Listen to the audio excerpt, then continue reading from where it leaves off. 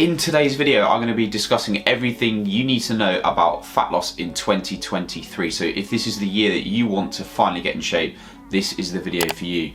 If you are new to the channel, my name is Dan and I simplify losing fat and building muscle. Let's get into today's video. So first I'm going to explain how we actually lose fat, and I'm going to try and keep this as brief as possible without boring you to death about fat loss. So the first point is, what do we need to lose fat? We need a calorie deficit. What does a calorie deficit actually mean? It means burning more calories than you are consuming. So if you think of it as like a seesaw balancing act, this is the amount of food that you're consuming and this is the amount of calories that you are burning. You need the amount of calories you're burning to be higher than the amount of food and drink that you are consuming.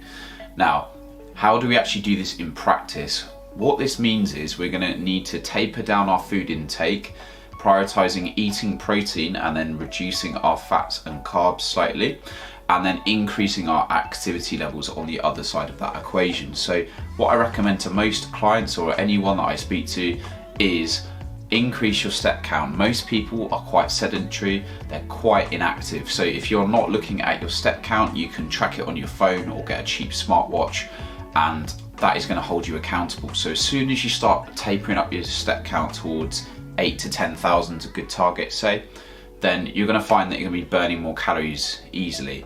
And you can factor this in around your work routine, around your schedule. Now, once you've increased your step count and you're starting to lift weights, going to the gym 2-3 times a week, if you're then increasing your protein intake on this side of the equation, you'll find that you're more full from the meals that you're eating because protein is satiating, it keeps you very full.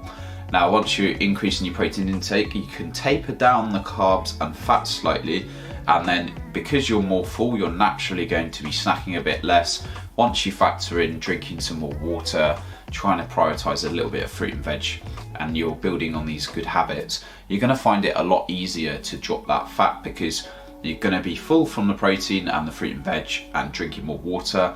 And then on the other side of the equation, you're getting more active. So this is how we go about creating a calorie deficit in practice. So now we know how to lose fat.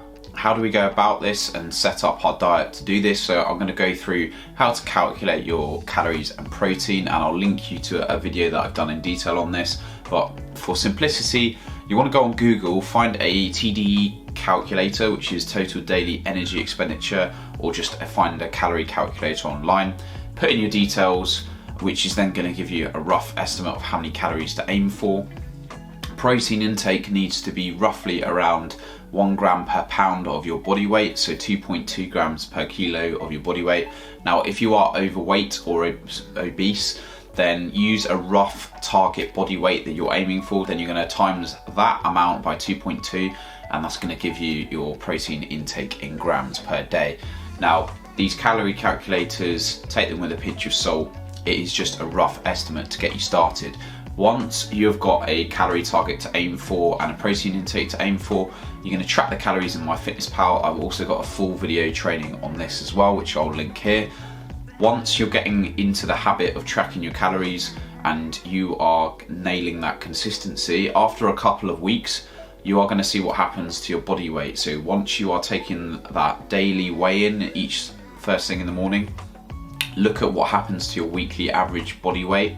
If your body weight is moving down on average each week, it means that you are in a calorie deficit.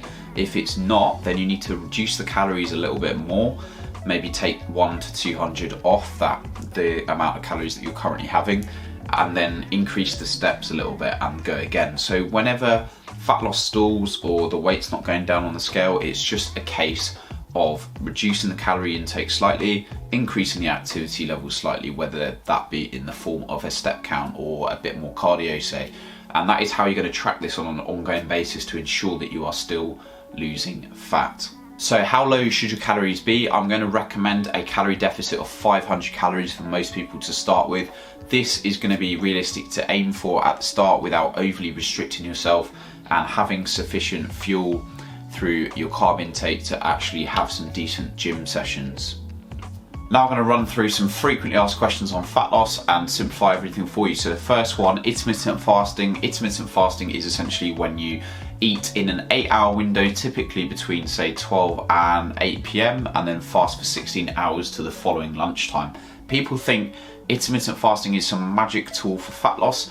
The benefits of it mainly come down to restricting your eating window to reduce the overall number of calories that you are eating. So this can be a good tactic if you are someone that can quite easily get through to lunchtime.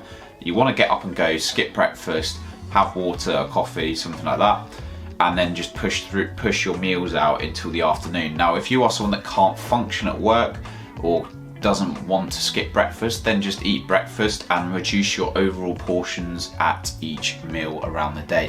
Both are going to give very similar results.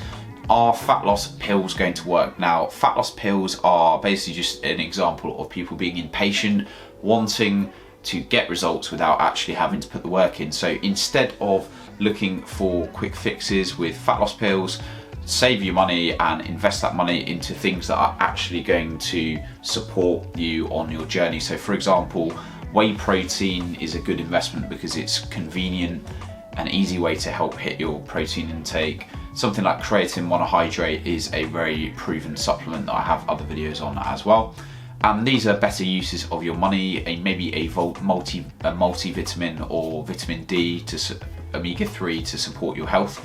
So these sort of supplements that actually have some credibility and backing are where you should be prioritizing spending your money, as well as obviously fruit and veg and just generally using it for your food bill, right? So use your money wisely on things that are actually going to support your development and good quality nutritious foods, rather than looking for quick fixes and things like fat burners, fat pills that primarily are not going to work anyway.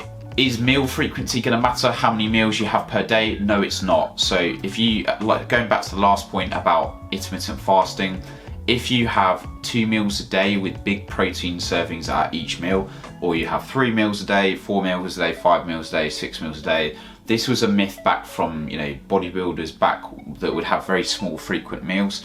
Now, there's not going to be any difference really in terms of body composition, how you actually look, and the results that you get with the gym, depending on the number of meals you have. There are some people out there that have 1 massive meal per day and are still going to get similar results to people that eat 3 or 4 times a day. Now, the benefit of eating slightly more meals per day just means that you can spread your protein intake around the day, and it's a bit easier to hit your overall goal.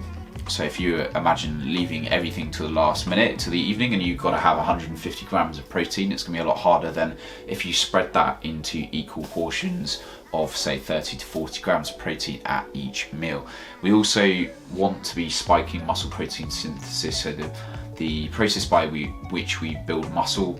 There is, a little bit of research to show that we want to be spiking this at regular intervals and having regular protein feedings during the course of the day to optimize things, but it's not going to make a massive difference. So the number of meals you have per day and meal frequency is not going to make a massive difference. Just choose the routine that suits you. Macronutrient split. So macros are protein, carbs, and fat.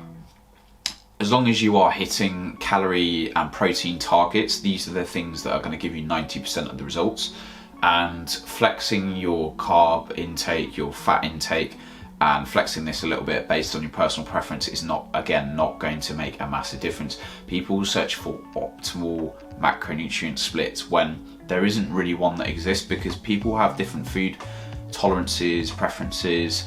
What digests well for you might not digest well for someone else. So as long as you are having sufficient carb intake and you can fuel your gym sessions and your performance, and the weights are going up over time, if you want to go slightly higher on fats, slightly lower on fats, etc., that's perfectly fine. So when calories and protein are equal, then flexing your carbs and your fats is not going to make a massive difference, and it's not something worth splitting hairs about. Fed versus fasted cardio for fat loss is another one that's not going to make a massive difference. For some people, if you like getting cardio done first thing in the morning before you work, before you eat, before you go to work, and that sets you up for the day and that gives you better energy levels during the course of the day, then be my guest, do that.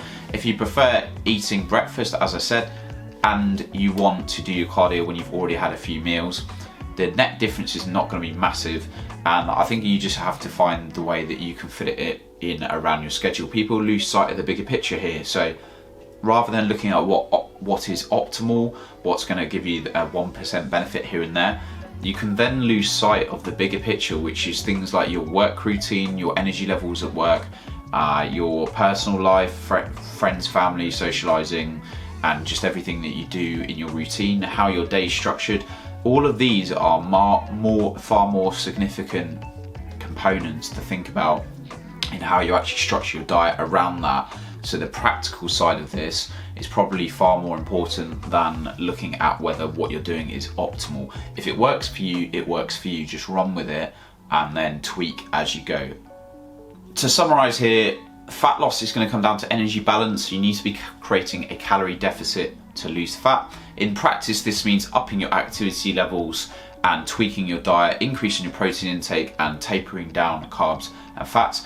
All of the hacks that you'll see online and fat loss pills are not going to work. Instead, you just need to be consistent over time, stay patient, and you are going to get results. All of these strategies like intermittent fasting, fasted cardio, all of these things that people see online are just ways of trying to speed up the process, strategies that you may implement that suit you, but they're not magic solutions and they're not going to give you dramatically quicker results than just picking a structure of eating and training that suits your lifestyle and that you can adhere to in the long term. If you found the video useful, please hit that subscribe button so that we can help other people out there, and we really want to make this big and support as many people as we can. If you would like to take your results to the next level, I can help you get incredible results through my online coaching platform. So if you are interested in online coaching services, do click the link in my video description. Instagram's going to be linked in there as well. Thank you very much if you made it this far. Thank you for watching. I'll see you on the next video. See you soon.